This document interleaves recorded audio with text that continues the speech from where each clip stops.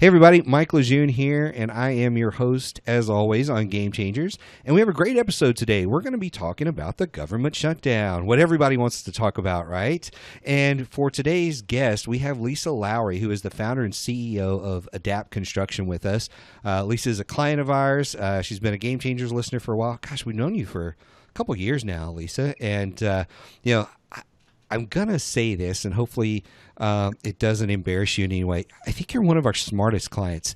We were able to, it's so awesome seeing Josh get so excited because he can use words with you that just get him really excited. So you guys are like word buddies or something like that. So I just love seeing you guys chit chat and talk and stuff. So, but welcome to the show today. Why don't you take a minute, tell our listeners a little bit about yourself, what you do, and what Adapt does.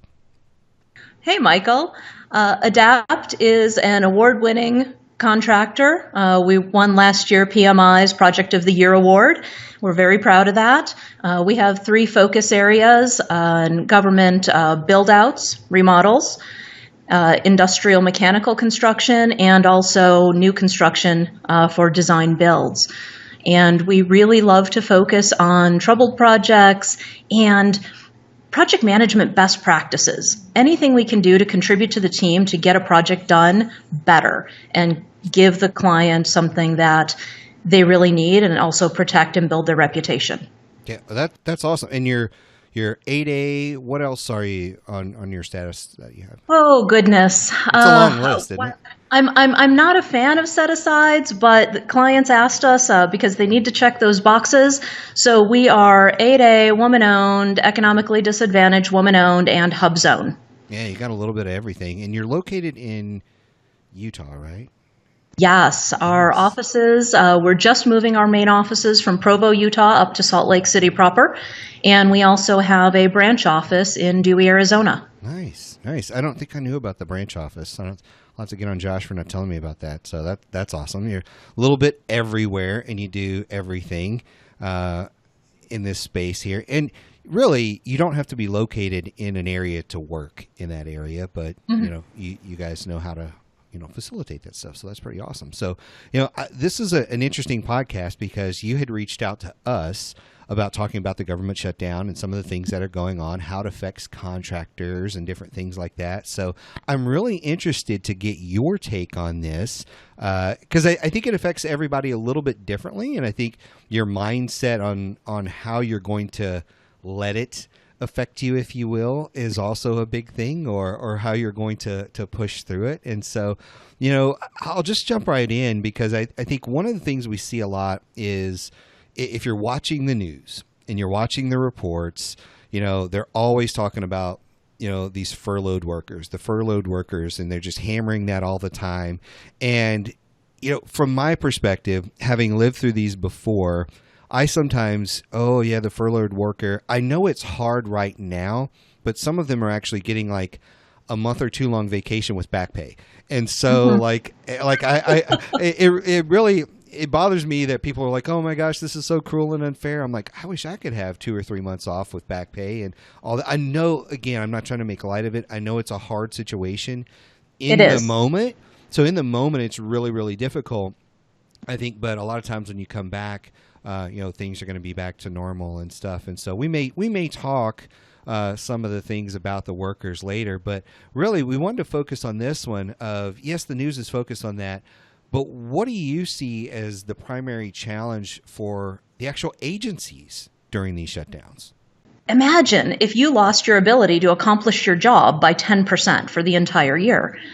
And so there's going to be a lot of strain and pain on these folks when they're back up and running to be able to accomplish the things that they're required or necessary for them to get done and in our case, get built over the course of the year. I think there's going to be a lot of strain and pressure on those folks when they get running again. Yeah, and that's not just the workers. I mean, there are people, department leaders, and there's different layers of management and that sort of thing. I know some of them may be still at work without a staff, And absolutely. For instance, the Corps is still online, and I believe Reclamation's funded. And they're there, but if they have their goals or contracts that need to be written and they need the support of SBA in order to get approvals through, blessings on any of the set-asides for especially 8A, I think SBA is the gatekeeper for that. If without SBA, they can't push their contracts forward. Right. They can't push a sole source through. If you have, there are a couple of competitive IDIQs and MACs coming up that are 8A set-asides. Without the SBA there, they're canceling meet and greets for 8As.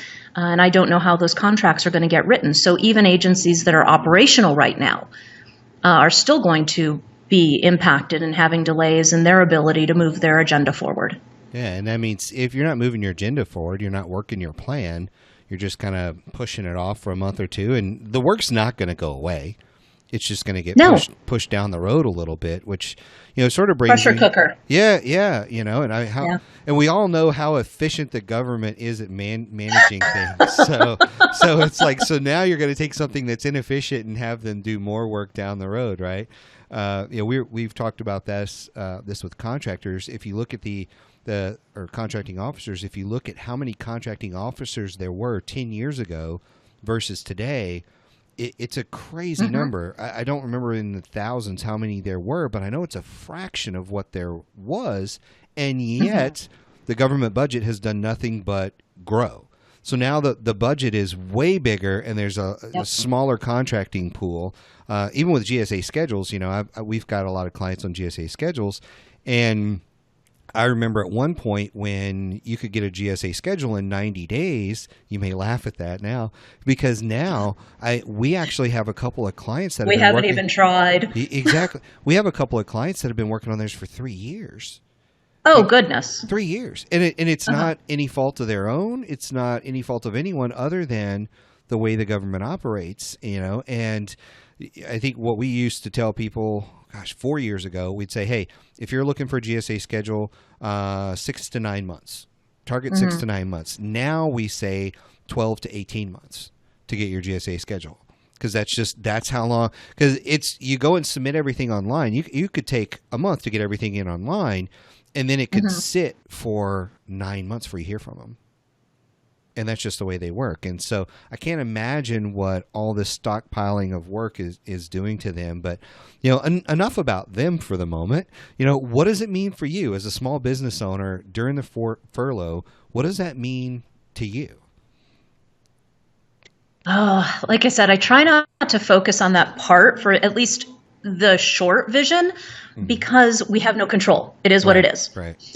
But, and I'm also guessing that we're not unique in any way, shape, or form. But right now, currently for ADAPT, we have one project that is attempting to wrap up and would have been finalized and closed out by now. But we can't have that final inspection, can't submit final request for payment. And so there's that revenue that's tied up. Right. And also then our folks can't finish their job. And so their workload is being shifted downstream a little bit. And then opposite to that, we've got a project that is seasonal sensitive and should have been under construction by now. And it can't go anywhere. Can't get it notice to proceed. And so really what's going to happen with that one is it's possible that chunk of revenue that we anticipated coming month after month earning is either going to get delayed by a year so that they can get into the next season where they don't need cooling, so that can get done. Or you never know, they may choose to cancel that and redo it in some other fashion, bundle it with another contract. You don't know what decisions business-wise the agency will have to make. Right. But certainly if the project can't get done before the building needs cooling, then the project can't go forward. Yeah. Yeah. And so, project delays, staffing issues. I mean, it's a whole can of worms here. We talked to somebody the other day that's like, we have all these employees that if they can't work and we can't pay them, they're going somewhere else and we're not going to get them back. Absolutely. In this labor market. Yeah, they're just gonna move on. I was thinking about, from the impacts of like 8A and things like that.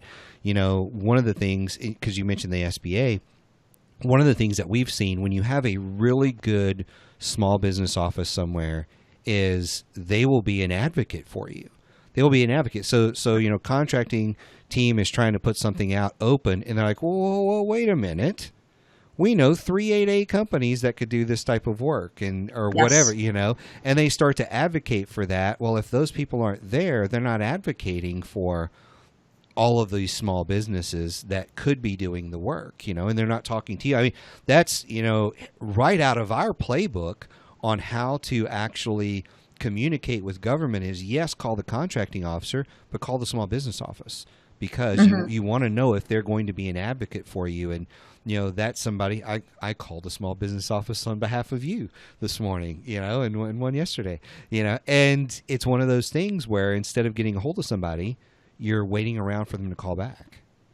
And you go, their workload is insane of what they've got going on. So yeah, I mean, it's some pretty big impacts on. Somebody could say, well, it's really just impacting small business because small business offices, they're not there. But yeah, if they're not there to advocate, that impacts everybody. It impacts the contract. It impacts the small business person, because maybe that solicitation does go out full and open because that person wasn't there or didn't have time to review it. And that's how it works. So can I throw one little tip in here, Michael? Absolutely. A secret maybe for somebody to leverage. Would you maybe say a game changer?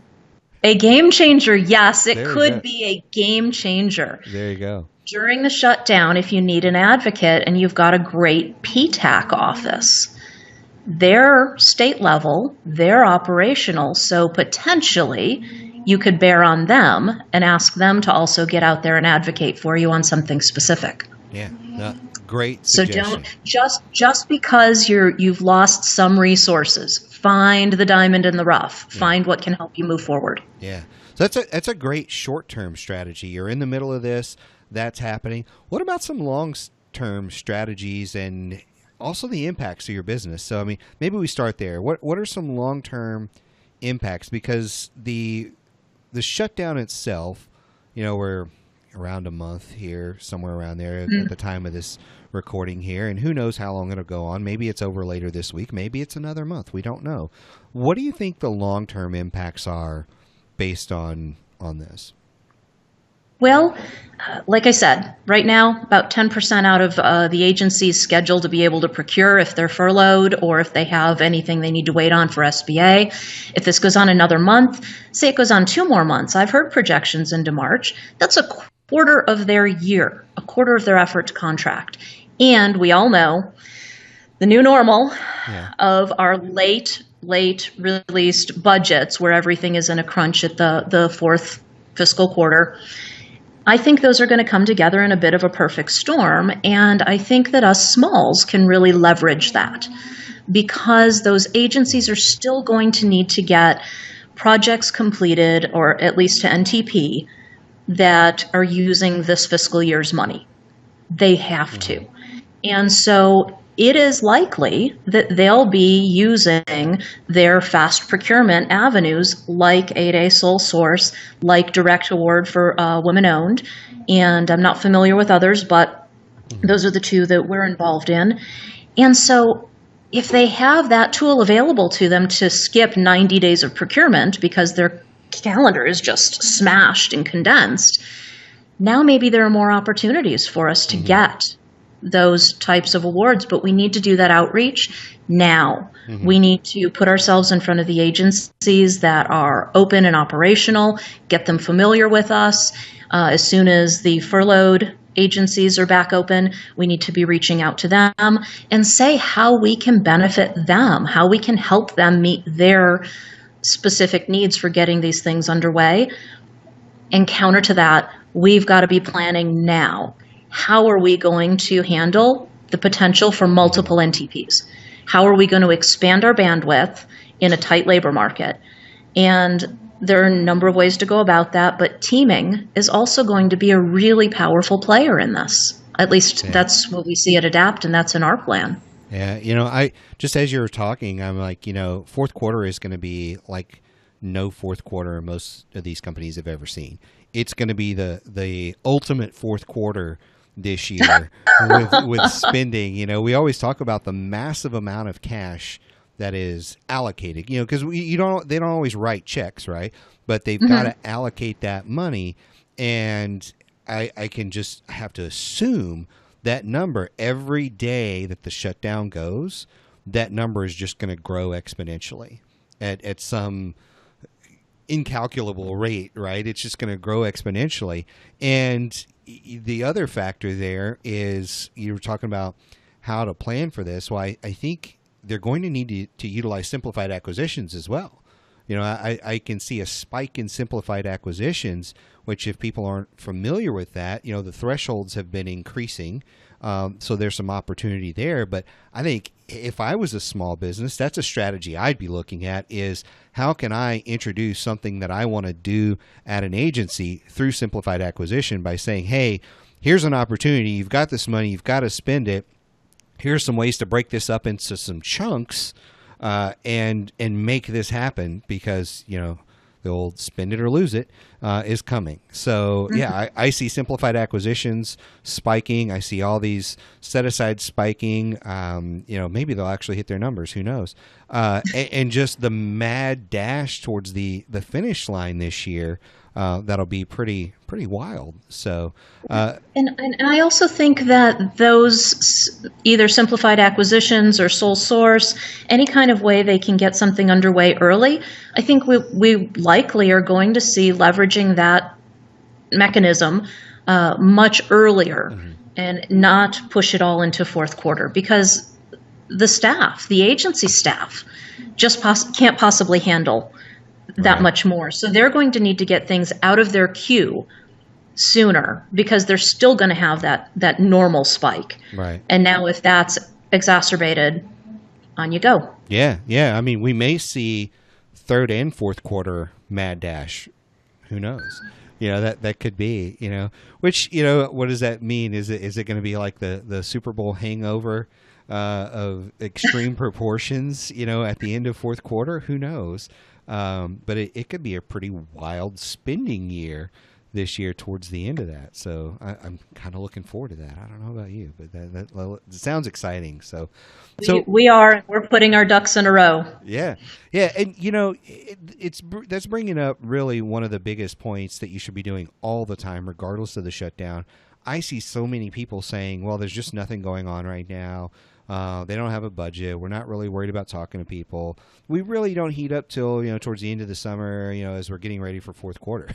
It's like if you run your business in one quarter out of the year, you've pretty much lost. There's so much opportunity year round, if you're running your business, which it kind of brings me to this next topic of, how are you actually handling your marketing and outreach during the shutdown? Are you actually changing any of your strategy at all for that sort of thing? We've intensified. And I would tell you, let me first say back on your point for not waiting till late in the year. In earlier years, when we were less experienced, we missed our timing. We did not do outreach early and often enough to hit fourth quarter. Because you have to get in front of people and you have to build those relationships and you have to build that awareness. So we grew out of that. But let me say to your other listeners, that's very important, that point that you made. So then what are we doing now? We're intensifying. We're putting ourselves in a pressure cooker. We have our colder outreach staged out and queued up to be released after folks are back in the office because we know right now if we send anything, it's just going to get buried in their inbox. We are mapping out all of my road, Lisa on the road, going to different agencies and offices to get to know folks one-on-one. And we're really just intensifying. What do we do and how do we do more of it? What has worked for us? And how do we do more of it? And how do we get that planned out on the calendar? And strategically, the agencies that are operational right now, how do we put our focus on them? Because later, we're going to have to shift over a little bit or roll in other agencies. And there's only so much of us to go around. We're small like everyone else. Right. We have to stretch. We have to wear many hats. Right. And I've seen and studied a lot of different companies. And one of the things I've seen is when the economy is kind of getting squeezed a bit, a lot of companies, the first thing they do is they pull back on their marketing dollars. And like, oh, well, everybody's pulling back on their marketing dollars. It's like, well, that's why you should be marketing right now. Mm-hmm. You should be marketing right now because, and listen to this point, there's less noise. There's less noise in the market. So you're that much louder when there's less noise. And people don't get that. They're like, hey, let's pull back. Let's not bother people. I had a client of ours reach out the other day, one of the Federal Access members, and he's like, I got this client and, I know they're in shutdown mode, but they're still working. And I don't know, I haven't really touched base in a while. I don't really know what to talk about. I'm like, why don't you just call her and ask her how things are going? Mm-hmm. How are you doing? Are you doing okay? Here's a question. How is this impacting you? Yes. Simple stuff. Like you don't have to think of, well, I need a strategy to pick up the phone and call her and talk to her. I'm like, you could, but you could also just be a human being for a moment, mm-hmm. and just relate to that person. Because I guarantee when you call, hey, I'm not calling about anything. I know you're in shutdown.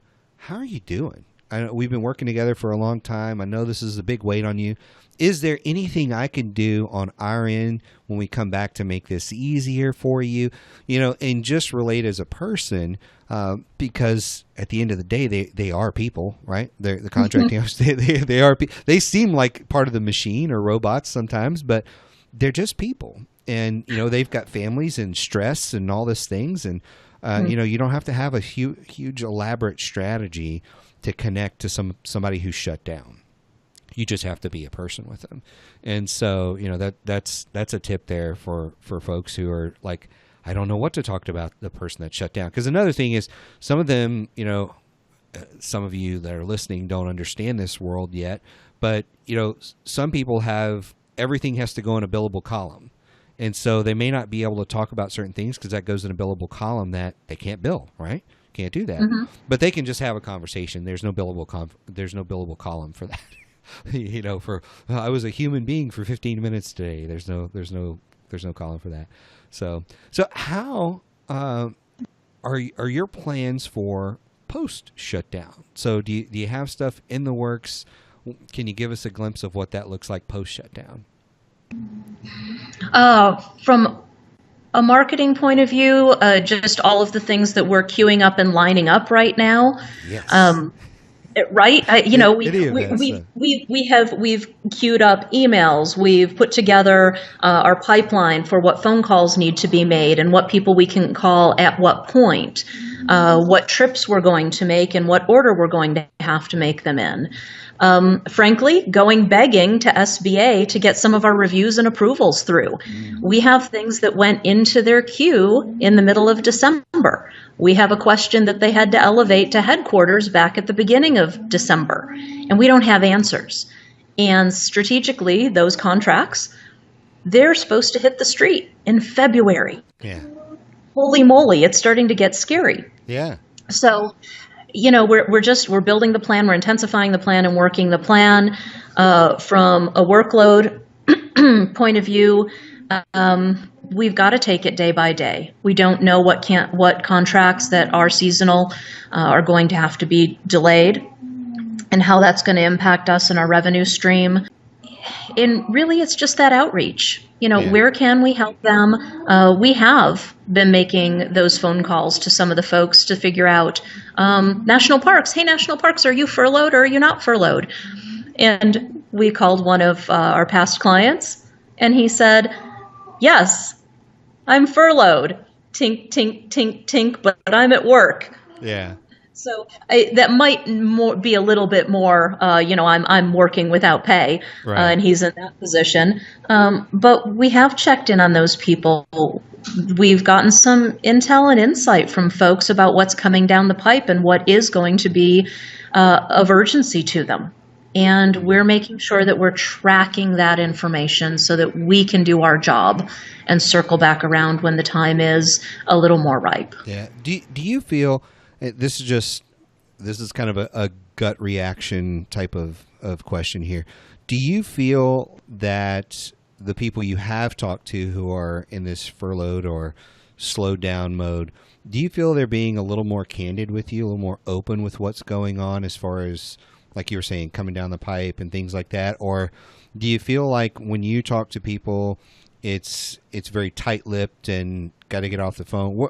Where are they open? Are they closed? It's a mix. What's the kind of the temperature on when you talk to people right now?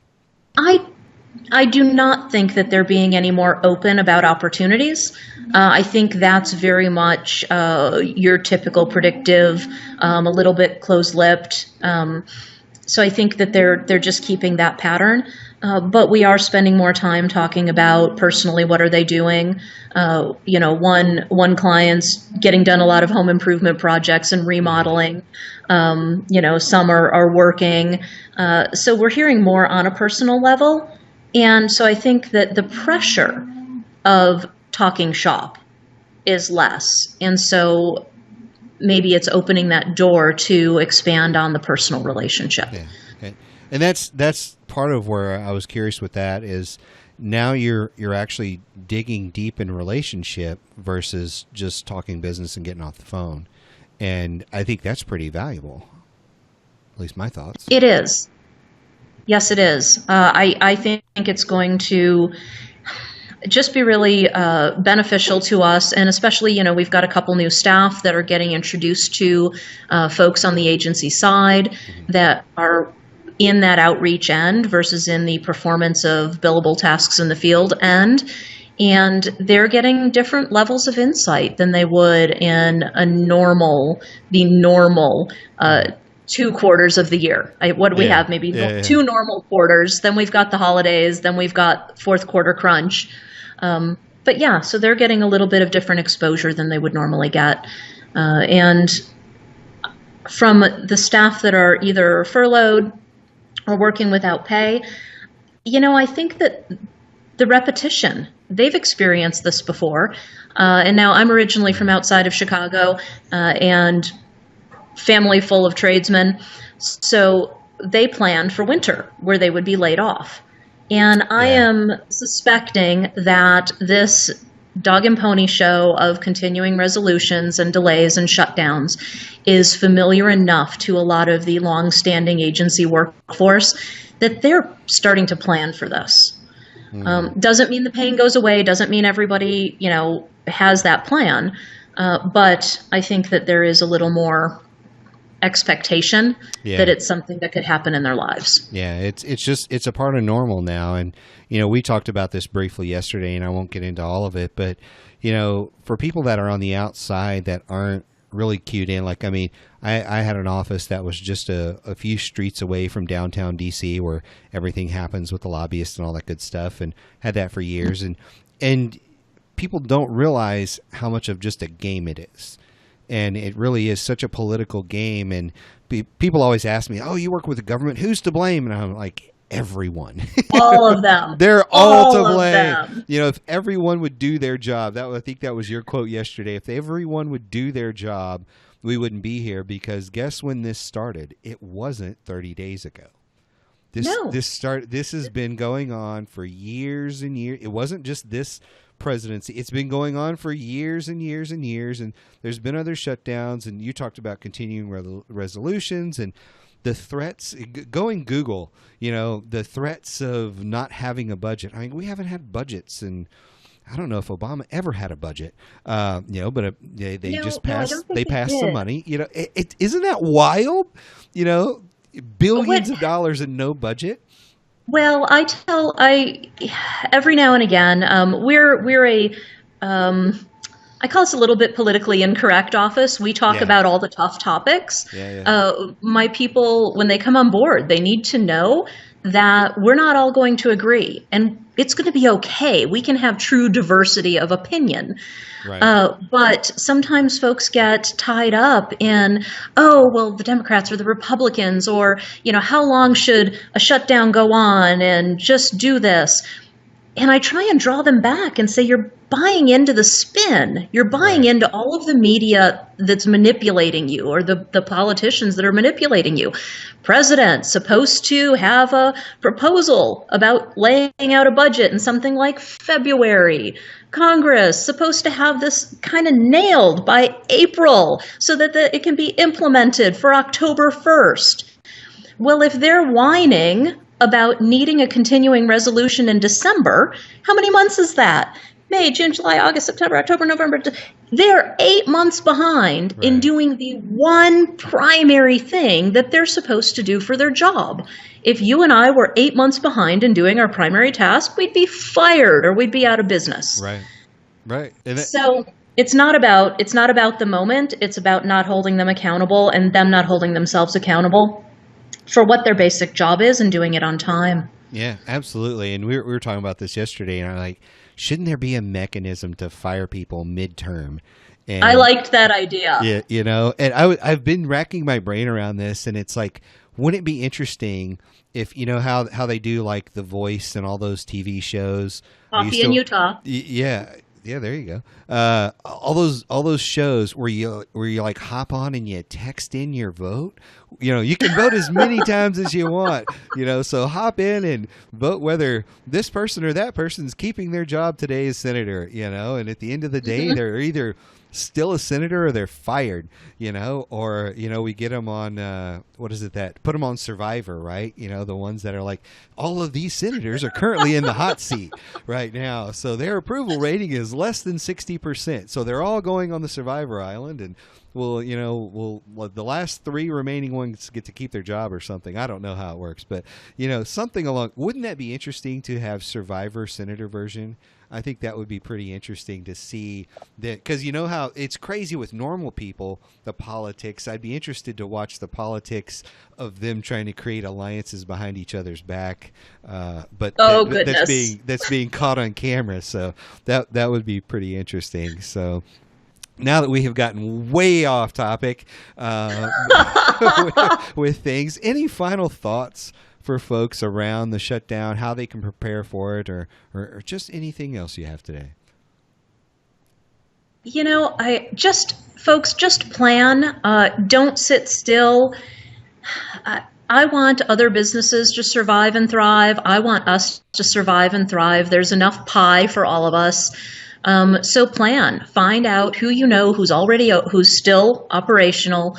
Do your outreach there. Find out what you can do to make their lives easier, and then plan ahead for when the other folks hit the office. Realize there could be just a really golden opportunity for all of us to help the government get their jobs done while we take care of ourselves and kind of catch back up, because I know we're going to hurt for some cash flow. So we'll all need to catch up. And I guess a trailing thought is, if you're a small and you're not in any of these streamlined acquisition categories like 8A or woman-owned, find folks you can team with. Find folks who have the same values and goals that you have, and get together strategically, because those of us who we're going to hit our bandwidth. And so we're going to need to expand in some way, shape, or form, and it's probably not going to be strictly internal growth. And so other smalls, disabled veteran-owned, even some larges, see if you can be a mentor. There are ways that you can share in helping us through catch-up. Yeah. No, that's really good. And, my big takeaway is, don't put your head in the sand.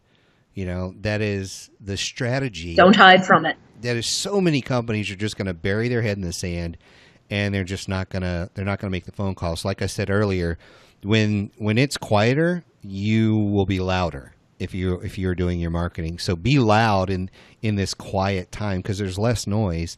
The other thing that I think a lot of companies don't take into consideration, and get your thought. I know I said final thoughts, but maybe I'll get your thoughts on this too, is when you're in a government market like this, it's so easy to focus on government that you forget there's a commercial world. There's this other world out here that is, yes, it's affected. And I would think this is a great time to review whatever commercial strategy you have and make some pushes in this as well. It's a great time. You have more time. Why not utilize it to kind of push that, ball up the hill, if you will? It's a good time for that. What are your thoughts on that? It is. It is very good, and especially if you focus on certain trades. There are projects, at least here in Utah, and I would venture to guess around the country, that are not being built because they can't find the contractors to staff them.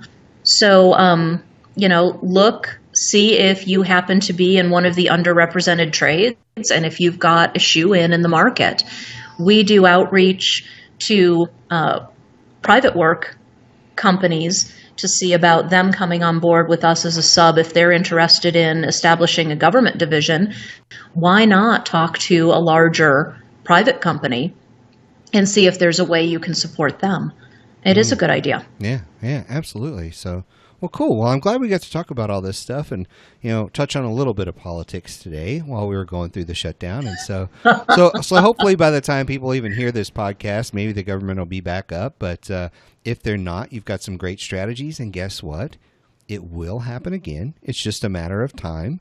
And I think, again, I already said, final thought twice. This will be a third one. Michael, we're gonna have to cut you off. No, just kidding. I'm good. We'll just roll all day. The other thought is, with continuing resolutions and budget actions being the way they are, even though the government doesn't technically shut down once a year, it sort of kind of has the same behavior as a shutdown without necessarily the government workers being on furlough, with the way the budgets are and not being able to use funds and that sort of thing. So I personally think the advice we're talking about today works every year around this time just because of the way the government operates, even though it's technically not a shutdown. That's what I would agree with that. And I would piggyback on their need to take a breather through the holiday season. Yeah. So that's always a slump. So you've got that, and then, yes, we roll right into continuing resolutions. But yeah, government, please start doing a budget on time when you're supposed to so we could stop the madness. Yeah. But, while it's occurring, guys, other smalls out there with me, let's just figure out how to help them move forward because private industry, we carry them. Yeah, let's get through it. So good stuff. I really appreciate it. I appreciate you coming on here today, and I'm sure we'll have you on to talk about something else in the near future. So thanks again. I appreciate it. All right. Take care, Michael.